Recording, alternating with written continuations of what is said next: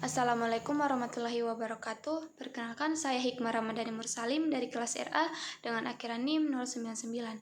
Jadi saya akan menjelaskan sedikit mengenai anatomi fisiologi jantung.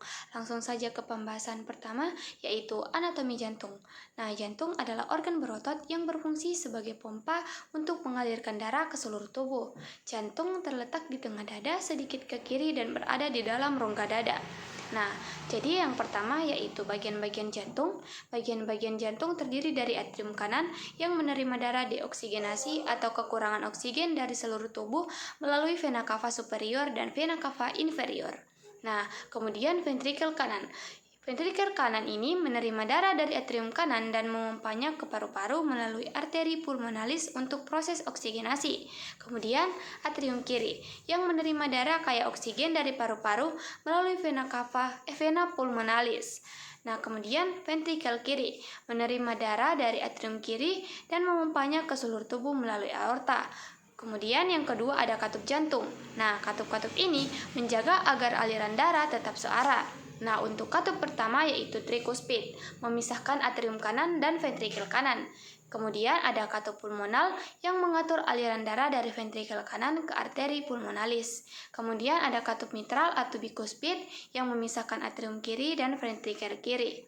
Kemudian ada katup aorta yang mengatur aliran darah dari ventrikel kiri ke aorta. Kemudian ada dinding jantung. Dinding jantung terbagi dari endokardium, yaitu lapisan dalam melapisi ruang jantung, dan kemudian ada miokardium, lapisan otot tebal yang berkontraksi untuk memompa darah.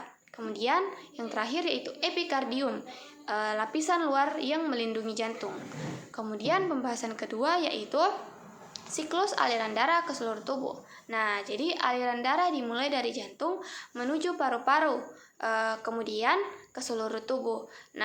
Untuk alurnya, yang pertama itu aliran darah pulmonal atau kecil. Jadi darah deoksigenasi dari tubuh memasuki atrium kanan melalui vena cava. Kemudian darah mengalir dari atrium kanan ke ventrikel kanan melalui katup trikuspid. Kemudian ventrikel kanan memompa darah ke arteri pulmonalis menuju paru-paru, di mana darah menerima oksigen. Kemudian ada aliran darah sistemik atau besar.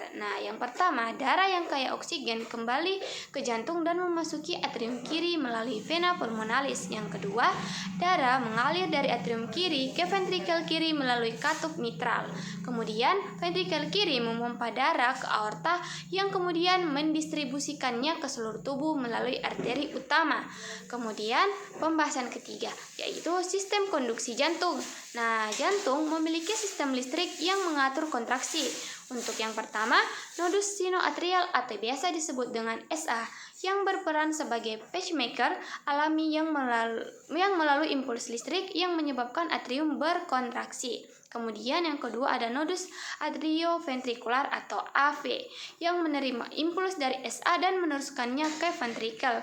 Kemudian ada bundle His dan serabut Purkinje yang menyebarkan impuls ke seluruh ventrikel hingga terjadi kontraksi untuk memompa darah ke seluruh tubuh. Jadi ternyata jantung ini berperan penting dalam sistem sirkulasi tubuh, memompa darah terus-menerus agar oksigen dan nutrisi dapat tersampai ke seluruh sel tubuh.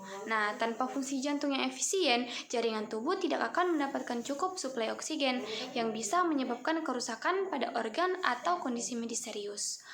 Sekian dari saya. Wassalamualaikum warahmatullahi wabarakatuh.